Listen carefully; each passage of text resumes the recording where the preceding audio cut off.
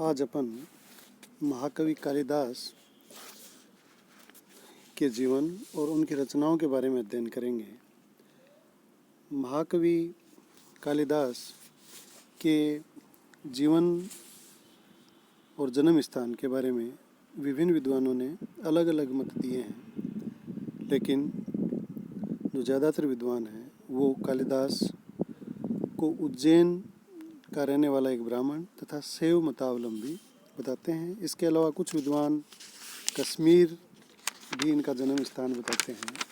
इसके अलावा कालिदास का जो काल है कि कालिदास किस समय में पैदा हुए, उसके ऊपर भी विभिन्न विद्वानों के विभिन्न विचार हैं, लेकिन अधिकांश जो इतिहासकार हैं उनकी मान्यता यही है कि कालिदास गुप्त वंशीय शासक चंद्रगुप्त द्वितीय 380 से 413 ईस्वी के समकालीन थे। अतः कालिदास का जन्म उज्जैन में ब्राह्मण परिवार में, जो कि शैव मतावलंबी थे, यानी शैव धर्म को मानने वाले थे, और इनका काल गुप्त वंशीय शासक चंद्रगुप्त द्वितीय के समय माना जाता है। महाकवि कालिदास के काल निर्णय तथा जन्म स्थान की भांति उनके बाल्यकाल और शिक्षा के बारे में भी कोई प्रामाणिक जानकारी उपलब्ध नहीं होती।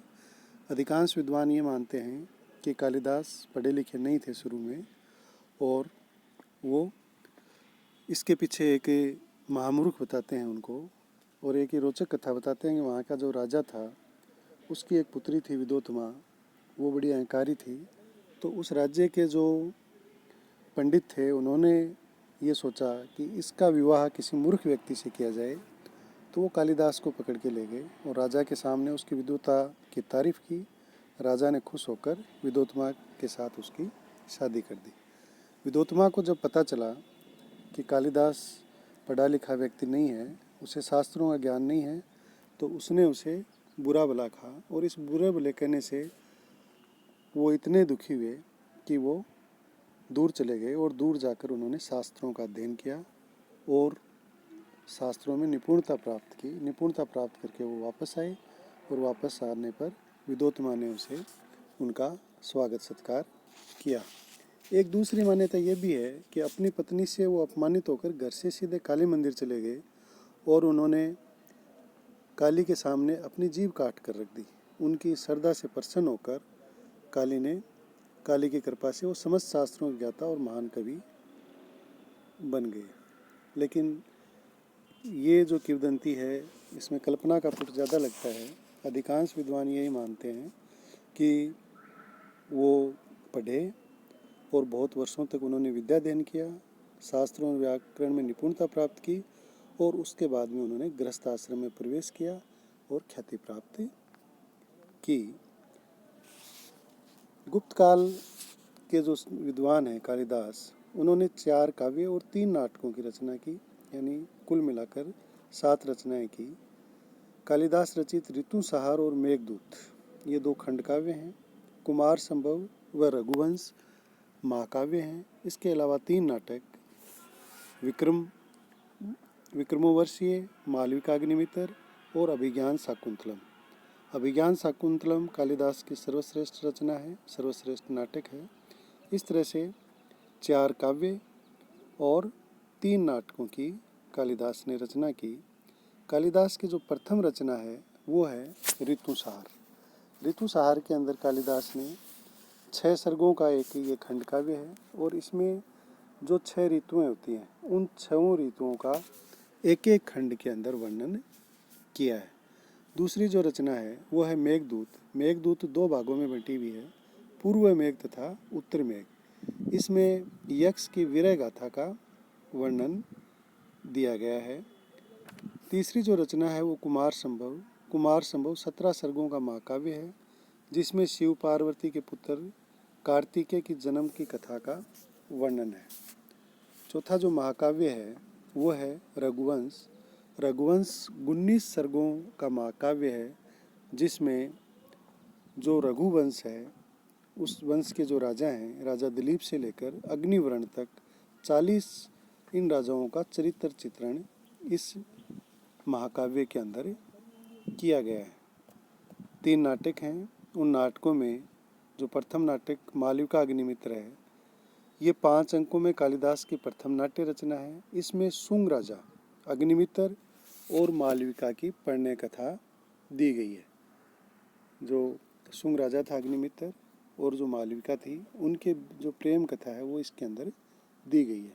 दूसरा जो नाटक है वह है विक्रमोर्वशीय। इसमें पुरूरवा और उर्वशी की प्रणय कथा है जो 5 अंकों में विभाजित है और इन दोनों की प्रणय कथा इसमें दी गई है। तीसरा और जो सबसे प्रसिद्ध नाटक है अभिज्ञान शाकुंतलम, कालिदास की स्रोतकश रचना है।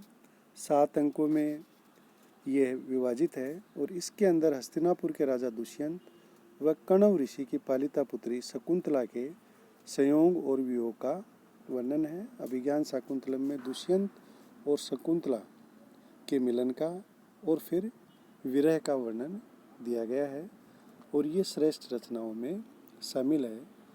कालिदास को भारत का शेक्सपियर भी कहा जाता है कि जिस तरह से शेक्सपियर प्रसिद्ध है यूरोप के अंदर, उसी प्रकार कालिदास भी भारत के अंदर प्रसिद्ध है और नाटक रचना में इनके जैसा भारत में अन्य कोई नाट्यकार, नाटकों का रचनाकार नहीं हुआ। कालिदास के साहित्यों, जो साहित्य लिखा है उसकी विशेषताएं, यानी क्या क्या किस तरह से साहित्य लिखा है, क्या विशेषताएं हैं। तो जो पहली जो विशेषता है वो आती है भाषा और छंद की योजना।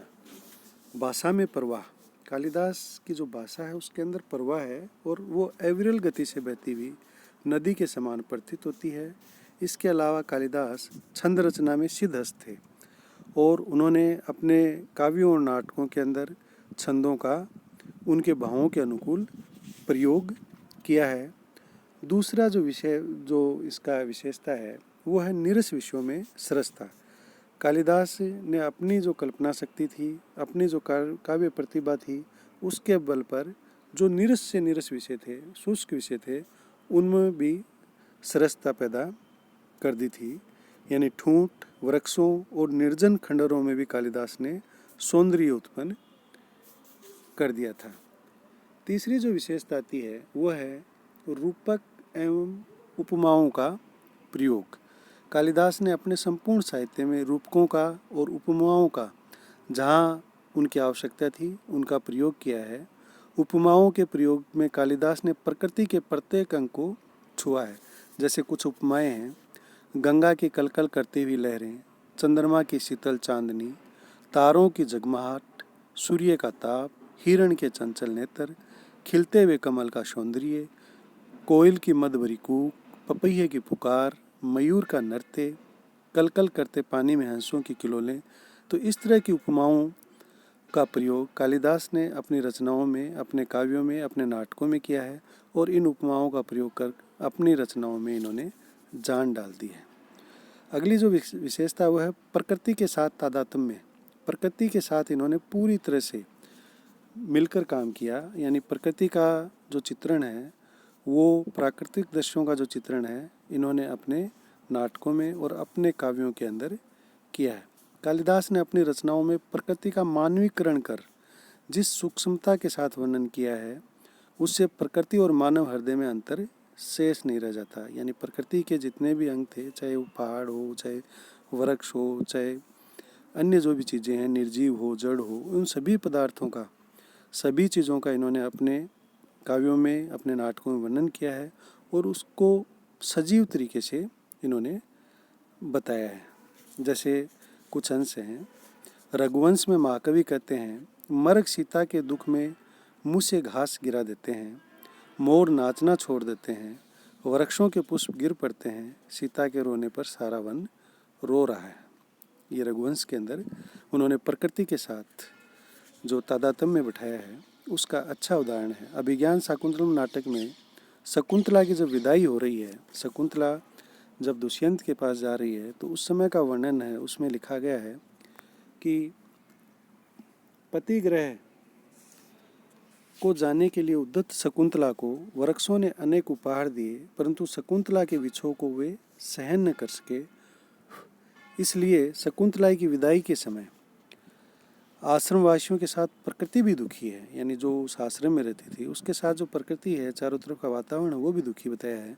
मर्गियों ने तृण खाना छोड़ दिया है, यानी जो हिरण हैं उन्होंने घास खाना छोड़ दिया है, मोरों ने नाचना छोड़ दिया है, लताएं पत्तों के रूप में आंसू बहा रही हैं, यहाँ तक कि उसके द्वारा पाला हुआ मर्ग का बच्चा भी शकुंतला से लिपट जाता है। इस तरह से प्रकृति के साथ जो तादात्म्य है वो इन्होंने बताया है कि किस तरह से इन्होंने जो अपने ग्रंथ हैं, अपने गीति काव्य, खंड काव्य, महाकाव्य और नाटक हैं, उनके अंदर प्रकृति का चित्रण किया है। मानवीय भावनाओं का चित्रण है। इन्होंने जो मानव की भावनाएं हैं, मानव के अंदर जो दुख, सुख, प्रेम, उन सब भावनाओं का भी इन्होंने वर्णन इन अपने ग्रंथों के अंदर किया है। अगली जो विशेषता है वो है सौंदर्य वर्णन। प्रकृति सौंदर्य के साथ साथ कालिदास ने अपनी रचनाओं में नारी सौंदर्य का भी वर्णन किया है और वो वर्णन मनमोहक वर्णन किया है। ऐसा प्रतीत होता है कि उनकी नारी सौंदर्य में विशेष रुचि थी। कुमार संभव में महाकवि ने पार्वती के सौंदर्य का नखशिख तक वर्णन किया है। इसी प्रकार अभिज्ञान शाकुंतलम में शकुंतला के यौवन और सौंदर्य का वर्णन बड़े ही सुंदर ढंग से किया है। सारांश में हम कह सकते हैं कि कालिदास संस्कृत साहित्य के महान कवि एवं नाटककार थे।